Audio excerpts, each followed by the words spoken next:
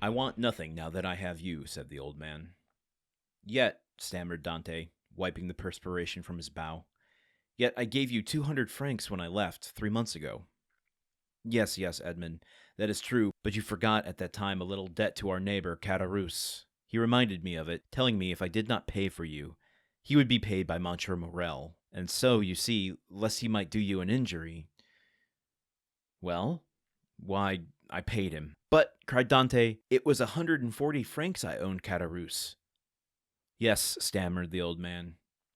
"And you paid him out of the 200 francs I left you?" The old man nodded. "So that you have lived for 3 months on 60 francs?" muttered Edmond. "You know how little I require," said the old man. "Heaven pardon me," cried Edmond, falling on his knees before his father. "What are you doing? You have wounded me to the heart." "Never mind it, for when I see you once more," said the old man, "and now it is all over. Everything is all right again." Wow, what a heart-wrenching passage. The things parents will do for their children, but also that this isn't lost on Dante.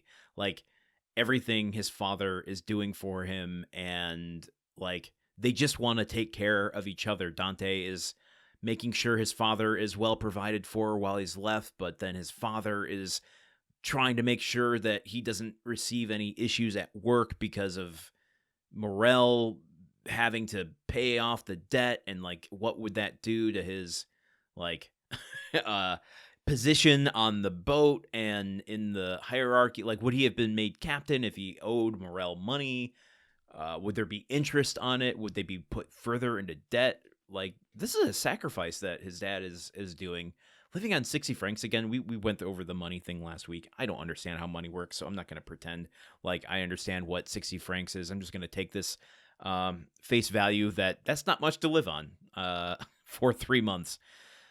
Yeah, so that hits home kind of hard right now. But there's two things happening here that I want to delineate. One is I fear that all this like lovey-dovey family stuff is setting us up for something tragic to happen. I would imagine that in a 464,000 word book, we're in for some tragedy. Folks, this isn't always going to be happy-go-lucky stuff we're dealing with. But yeah, as a writer myself, I'm not even remotely putting myself on the same plane as Dumas, but I know the importance of establishing emotional stakes to give motivation to your characters. And so, yeah, it's all been good for Dante up to this point, minus, Leclerc's death. So I kind of feel like we're in for a doozy of a drop-off at some point. Then I also just want to acknowledge the introduction indirectly of a new character, Caderousse. This fella seems kind of sketch. Danglars already has it out for Dante for some reason, and now this Caderousse is twisting the knife on the home front. You got, Danglars on the work front. You've got Caderousse on the home front, exploiting Daddy Dante for the money that his son owes. I say, lowly behavior, sir. Well, I don't know. Maybe not. I guess I don't know what the debt was over or what Caderousse's situation is. Maybe I'm being presumptuous. And is Dante going to turn out to be the real villain of this story? I doubt it. But I guess we'll find out as we continue reading The Count of Monte Cristo. Join me tomorrow. Okay, bye. The Countdown of Monte Cristo is part of the Gruntwork Podcast Network. This show is produced, edited, and hosted by Landon Solano. The original text of The Count of Monte Cristo by Alexander Dumas. Theme song by Magic Solo. If you want to support the show and others like it, visit patreon.com/gruntworkpod. Thank you for listening. See you tomorrow.